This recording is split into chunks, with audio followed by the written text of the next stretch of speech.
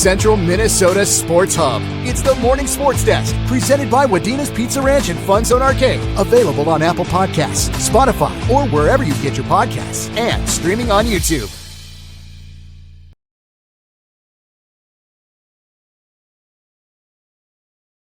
Welcome back to the Morning Sports Desk. I'm CJ Baumgartner, and we are here at the Resorters Golf Tournament here. And my goodness, is it a fun day? A lot of things happening here in Alexandria. It's been a great day, and we have a lot of great people here to talk with, one of which is Kyle Lee, who's the head golf professional here at Resorters, for the Resorters and for everything going on here. And Kyle, just first of all, thanks for coming on the program. How have things been going here on day one? Day two, we're rocking and rolling. We're smooth sailing. Everybody's making their times appropriately. We got our Rangers on them. It's been a great day. Yeah, a lot of great things happening. Like you said, day two here of this tournament. Just kind of for those who don't know, I mean, this is the 105th year of this, but if you can, just kind of talk about how big this tournament has become. Yeah, it's really became massive, using some technologies like Golf Genius. We've been able to build the field, adding Geneva Golf Club. And the little Darling, we're almost 600 players this year. So it's grown quite a bit. It's been remarkable, actually. Do you have the numbers in front of you? Kind of putting on the spot here, but how many people are signed up for this? How big has this tournament become? And just how cool is it to see it all come together? Well, it's really cool. It's 105 years old, right? So this has been going on. I think, you go back into the 30s and you had like 537 players, which I don't know how they pulled that off with one golf course. Right. And with all the technologies that we have. But yeah, it's just been great to kind of see it come to life. This year we were slated 500 stuff that happens, and we're somewhere around 594 to pinpoint exactly which yesterday. So it's always interesting. There's ins and outs that happen throughout the week, and even day of, first alternates waiting for the first tee, just to get a shot to play an event, and just all hands on deck. We finally get to the finish line and get these five. Yeah, really cool. And, for this tournament here and for just everything that happens, just kind of what does it take to put this together? What's that timeline look like for you to just get everything ready and organized kind of from the start to then once you get to playing in the tournament? Yeah. So historically, and this is something that has been going on a long time, a very significant date that everybody can remember, April 15th, tax day, is when sign up goes live. We take that. Right now we get about 700 applicants that come in through our Golf Genius portal. Our committee meets. We go over every application. They have to submit a bio at this point. So it's register for the tournament, submit a bio. We go through every bio. We read 600 bios or 700 bios, and then select our field, kind of past champions, people that have played the tournament a long time. And then it's a lot of ins and outs. The inbox is always full with questions, and which are always people adding to the wait list. And we get here, you think you have the tournament set. 2 days later, accidents happen, family stuff happens, and we are kind of jockeying with that wait list and getting people off the wait list in. So it's always nice to have a healthy wait list there too. And we get to today, which we are qualifying the players. We got the names on the board, scores are coming in, get those all in, and then you flip them into match play as they're seated and continue on the week. Yeah, a lot of golf happening, a lot of people here, a lot of fun that's been going on. And like you said, this has been the 105th of this tournament for the Resorters. And to have that happen, I mean, it's got to say something pretty special just about this course and about why people love to come back and do it. What about this course and the courses around here just make it so special? Yeah, I think that's it. I think Alexandria in general is just a great golfing community. It always has been. The club started in 1915. There was a mecca up here and guys that had a vision to build something really special, not only in the golf course, but also with the tournament. The club started in 1915, as I stated, and then soon after 1921, the Resorters was formed. I think one interesting fact about the Resorters, it's always been men and women. So even in 1921, it was just this place to come and play golf and celebrate the game. And that still continues today. And, talking about Geneva Golf Club partnering with us years ago to make this even bigger. It's just a golf community. We just love golf. And of course, having a major champion and a number one player in the world, and Tom Lehman helped excel it too. But I mean, minus him, even there's just a lot of great golf names that have played out of Alexandria, represented Alexandria on many different levels, and it just keeps continuing to happen. So. Like you said, a lot of big names have played in this tournament. And obviously there's a whole lot of names. And if you listed everyone, it'd take us forever. But who are a couple that hey, if you had time to just even see one person go out and golf, or some, basically, who are some people here that you're just really excited to watch out in this tournament? Yeah, I think that's a great question, right? And I would say every division, every flight has that player or those players. We're talking about Hannah Boris right now in the women's. She's a phenomenal player. Was playing at Montana. Now she's at South Dakota. But there's players that way. There's John Empinger, who's won this thing 12 times. He's in the men's masters, the men's grand masters. You got people that have won multiple times, players like Mark Lindbergh. You got the Kluver name in there. Then you start to even talk about the young bucks, right? We got Lincoln Johnson, who played for the Gophers, an excellent player. London Esterline, who's committed to Auburn to go play. Jock Wilson, who's won the tournament, past champions, Charlie Hansen, who won it last year. And then, women's executives too. A lot of big names in that division with Claudia Pilots and Betsy Aldridge, who's won 8 times. So like every single division, these players have a history and a resume, and even, start talking about our 10 to 12 year olds and our 7 to 9 year olds, who's going to be those names, right? That are going to be here for 50, 40 years. We had a guy tee off today.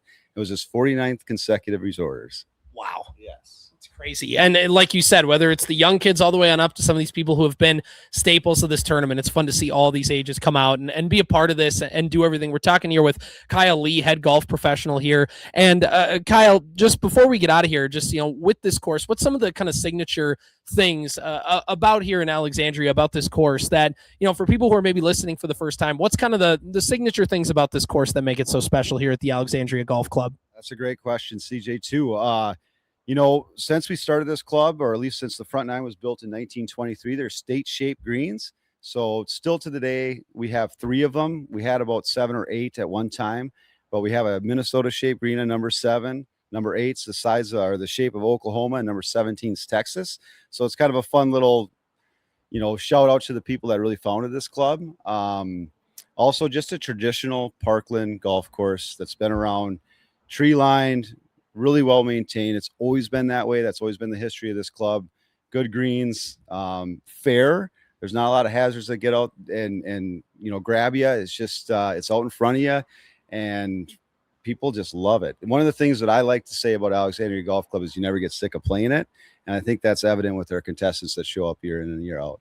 Yeah, exactly. The fewer hazards, the better, because then that means I get to save golf balls, which is always a plus for me. Kyle Lee, head golf professional here at Alexandria Golf Club. Kyle, we appreciate you coming on the program, and just have a great rest of the tournament. Well, thanks for being here. Thanks for coming out, and thanks for sharing, CJ. We got more to come here on the Morning Sports Desk as we talk at the Alexandria Golf Club for the 105th Resorters.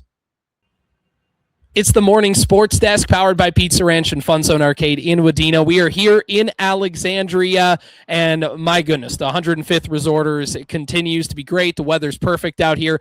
Just talking to a lot of people. We have Matt Senni over at Kick in Alexandria here talking. Matt, thanks for coming on and joining. And we got a guest here that I want you to introduce. Yeah, his name is Jerry Rose, and Jerry, what is your official title? Is it like Grandmaster, or like Grand MC, or what is it? I'm actually the chairman of the Resorters. Chairman of the Resorters. What exactly is that role? Well, primarily, I'm kind of helping coordinate, making sure that the event runs smoothly, and I rely on a lot of the volunteers and a lot of our key staff here to make that all come together. But it's become the largest match play event in the United States and second longest running in the United States. So we've got a big group of people that help us make it happen, and it's turned into just a wonderful event.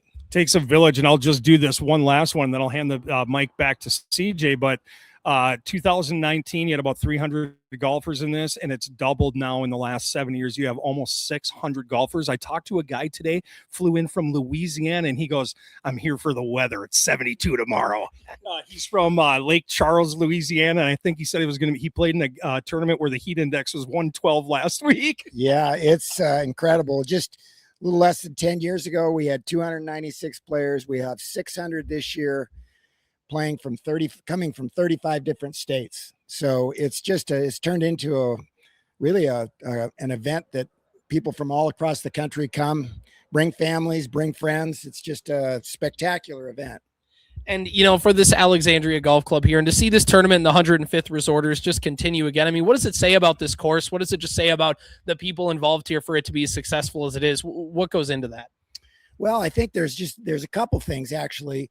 One is the golf course is fantastic. We're very fortunate to have a golf course that is, one of the premier courses in the whole region. Great greens, wonderful settings, beautiful conditions. And in combination with that, we live in a community that is super supportive of events like this. This is, like I say, the largest match play event in the United States, and we have almost 300 volunteers that help us make it come together. And we couldn't accomplish that without a great community that supports this event. And this event brings a lot of additional revenues to our local businesses, which we're pretty proud of. Yeah, super awesome to see that all come to fruition. Obviously, just kind of talk about your history with this tournament, talk about just the things that, your memories of it all the way back to the beginning till now. I mean, just how special is this for you? Well, it is very special for me because my parents grew up in Alexandria, and my dad was in the golf business. He was a golf professional, turned pro after he got out of World War II. And he actually was the green superintendent here at Alexandria. When he went to college, he went to Hamline University. So we've got a long history. He played in the Resorters. It was always a tournament that our family dreamed of winning. And I played in my first Resorters when I was 16 years old. And I was fortunate enough to win in 1979 for the first time.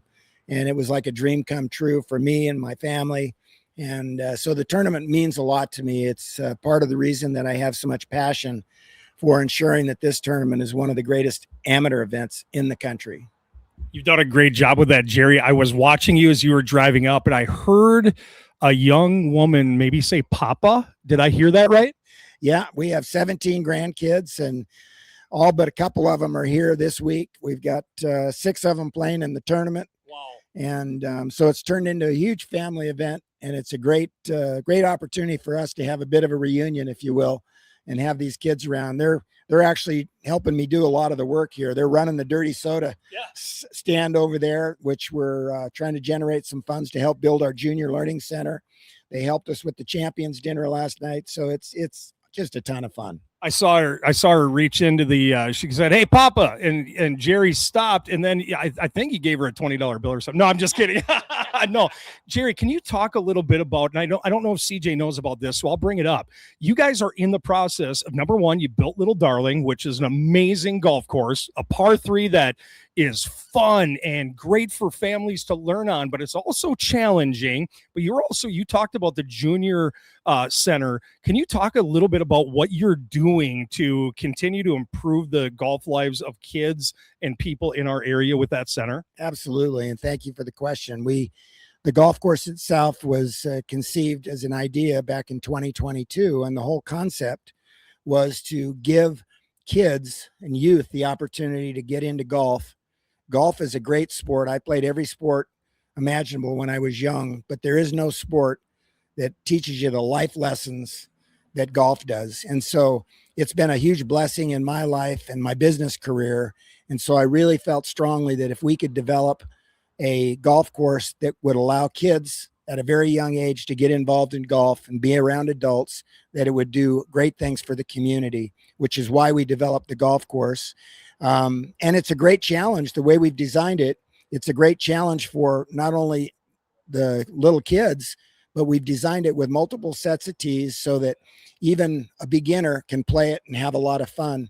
And if you're a scratch golfer and play great golf, you can play it from the back tees, and it's a challenge. Those black tees on a day like today with the wind, Jerry, would not be fun for really anyone. No, it's we'll see. We've got 80 something championship flight players, kids in college, and my guess is that the winning score is going to be maybe 1-2 under par at the most. But our Junior Learning Center is the second phase to what we're trying to do. we want to try to give kids who otherwise wouldn't have the opportunity to play golf the opportunity to do that. And by building this junior learning center, we'll do two things. One, we'll give them the opportunity to learn. We're going to have 3 simulators in there, give them the opportunity to learn golf at a young age, teach them the etiquette, the values, so that they can go on the course themselves. And then secondly, with that junior learning center, the upper deck is going to be designed so that you can see 7 of the 9 holes. And it's meant to be able to bring families together so that grandparents, parents can sit around and watch their kids tool around the course or play with them.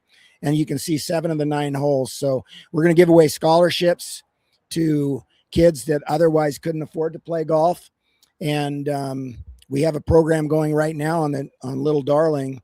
If you're a part of the Youth on Course program, we only charge $5 for kids from 6 to 18 years old. So we're trying to make it affordable for everybody and give them the opportunity that many of us have had, which has been a blessing in our lives, to learn golf and be around it and be around adults that help shape our lives. And I love that, because somebody asked me, I started playing with my son. He joined the golf team this year for the first time. It's his first, team sport is golf. And everybody's like, why is it so important? I think it's important. Number one, you have to be mentally tough to play the game of golf, right?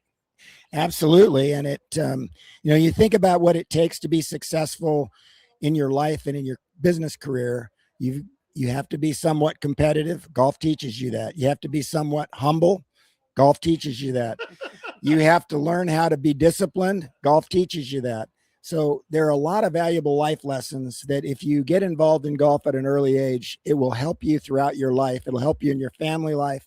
And that's really what we're trying to do. It's not that we want all these kids to be great golfers and try to play the PGA Tour, which we imagine some of them will, but we want them to be great members of the community, great members of their family, and help them be successful in life. And that's what we're going to try to accomplish with not only the golf course, but the Junior Learning Center. And I think it makes gentlemen, because you take off your hat, you shake hands, you look people in the eye when they beat you or when you win. Also, just all the etiquette that you need to let people go, do their thing. So I think golf can teach you so many of those great things. You also said something about business, and the reason I want to look right into this camera, CJ, you too. Our boss will probably be watching this. The reason we're at the Resorters is because it's going to help business, Jerry said. Right, Jerry? Absolutely. Yeah. The demographics of the people in golf are the demographics that you guys should be targeting, because they're the people that have money to spend. So come out and see us out here at Alexandria Golf Club and the Resorters. You're going to make a lot more money. All right, Jerry. I appreciate that. Corey, CJ, I keep calling you Corey. Corey's usually your other guest. I'm taking Corey's spot, except I'm not as good looking. I'm going to let you finish up with Jerry here, CJ. Thanks for letting me be on. Yeah, no problem, Matt. Thanks for hopping in. Jerry, one last thing, and then we'll let you get out of here and go enjoy the day and this beautiful tournament here. Just what are some of the memories that, do you got a good story here? Any kind of good memories here at this course, the tournament? Just anything that, I'm talking here to give you a chance to think, but just any kind of story that you have here that's just kind of been one of your favorite memories, or just something that you always really enjoy when you think about this tournament and this course and just golf in general. Yeah, I think, one of the things that I remember when I was growing up, and which is part of the reason we're so excited to have Matt and Amy here broadcasting live, is that it's always a dream for people in the golf business and golfers to have the opportunity to feel like you're playing in a very special event and have it broadcast either on TV or on the radio. And I remember when I was young, one of the things that drove me to want to practice and get better is what occurred at the Resorters. We used to have 2 gentlemen named Poik Weatherwax and Cat Pishotti, who used to drive around in a Cadillac, and they'd broadcast live on the radio, have live updates during the day, during the week, and then they would broadcast the finals live during the course of the final tournament. And I always dreamed of being on the radio and having them talk about maybe something that I was doing. And so they've become part of the lore of the Resorters, and that's why I'm so excited to have Matt and Amy here broadcasting live, because I think it brings another special part to the Resorters that it was a big part of my childhood growing up and drove me to want to become better and make this tournament better. So what you're saying is we need to get a Cadillac. I think that's what you're saying. Well, Matt needs probably a nice Cadillac to be kind of chauffeured around there. So if the GM's listening, let's get her going here. All right, Jerry. Thank you so much for hopping in. Great stories, great knowledge of this tournament. We appreciate you hopping on, and just have fun these next few days here and enjoy the tournament. My pleasure. Thanks for being here with us. Central Minnesota Sports Hub. It's the Morning Sports Desk, presented by Wadena's Pizza Ranch and FunZone Arcade. Available on Apple Podcasts, Spotify, or wherever you get your podcasts, and streaming on YouTube.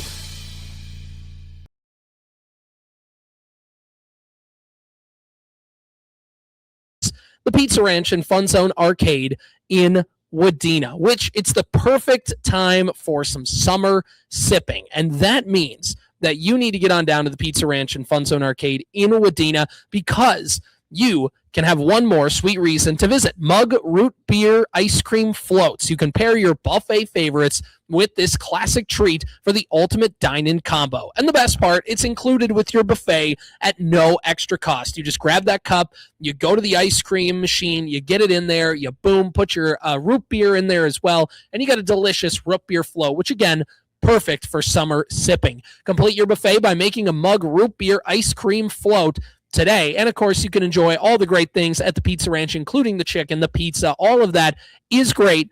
And also the FunZone Arcade, which is a great time. You get to have fun. Perfect kind of end of summer things if you still just want to get somewhere that's air conditioned, somewhere to get the kids to run around for a little bit and burn off some energy. Pizza Ranch and FunZone Arcade in Wadena, the great place to go. And the Pizza Ranch and FunZone Arcade in Wadena, once again, and as always, proud sponsors of the Morning Sports Desk. Central Minnesota Sports Hub. It's the Morning Sports Desk, presented by Wadena's Pizza Ranch and FunZone Arcade. Available on Apple Podcasts, Spotify, or wherever you get your podcasts, and streaming on YouTube.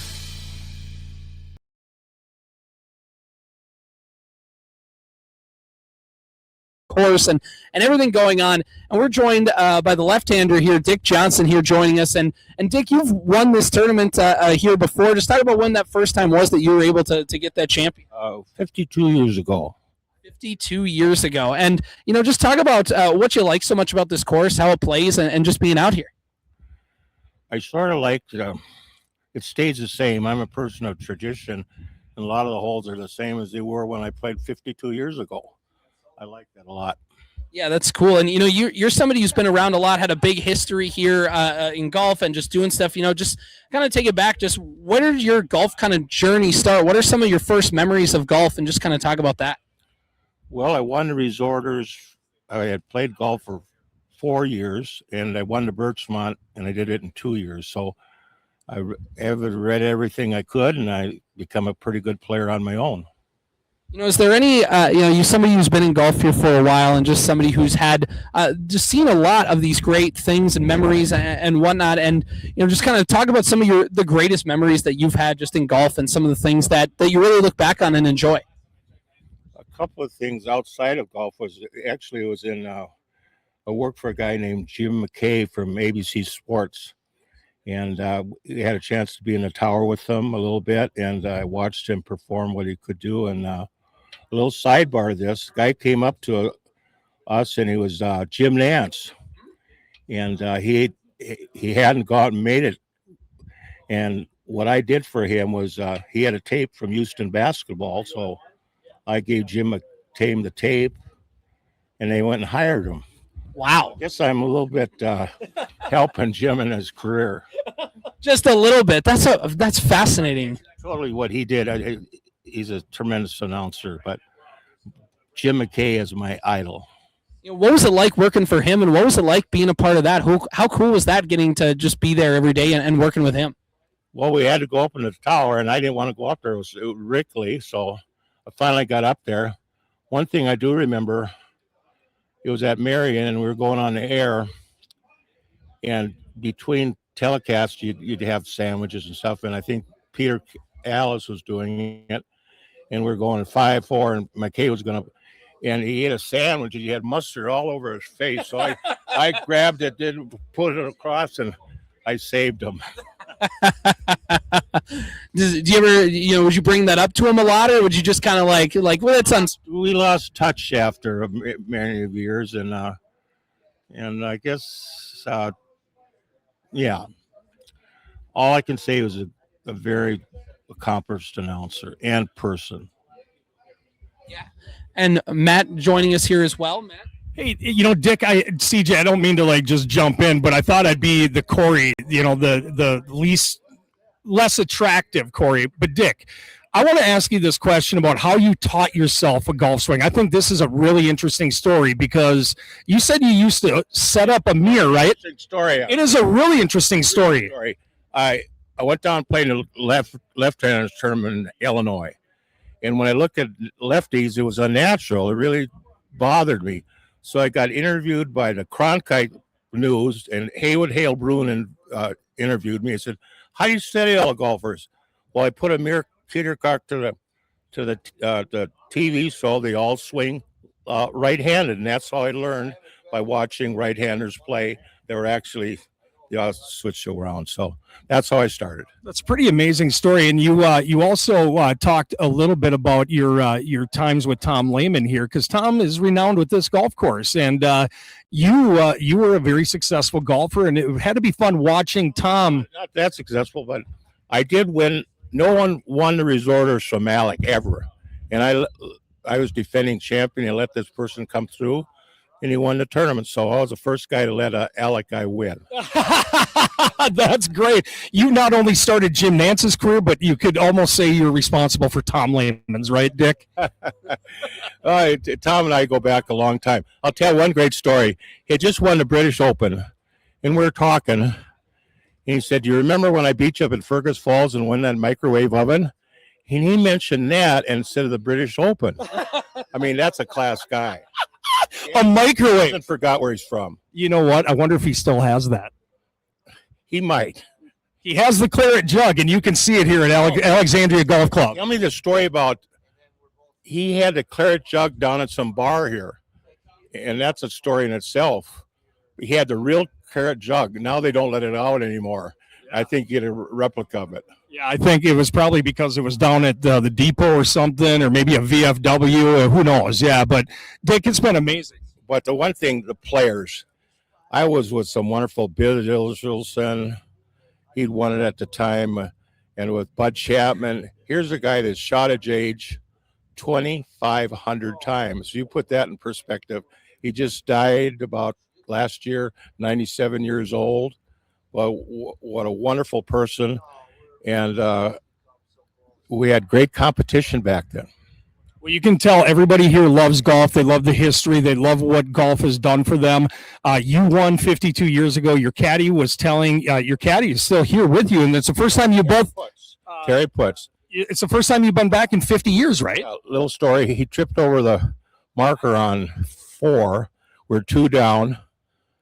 Then something broke the ice, and I think it went par, birdie, birdie, birdie. So I ended the match. So I had a pretty good tenacity in me. I was sort of like Lehman. I wish I could be behind the ropes that he was in, but he's a great champion. Well, so are you, Dick, and thanks for being here after 50 years. Congratulations on being a Resorters champion. Thank you. I appreciate it. And it opened up a great career for me in my teaching at golf. So golf's a wonderful game, and I'm very fortunate. Well, if you are passing out free lessons, CJ and I are here for the next couple of Wait. I need all the help I can get. So, Perfect. Dick Johnson here joining us on the Morning Sports Desk. We appreciate your time so much. Your stories are great. It was awesome to get to meet you and talk with you. Enjoy the rest of this tournament, all right? Thank you very much.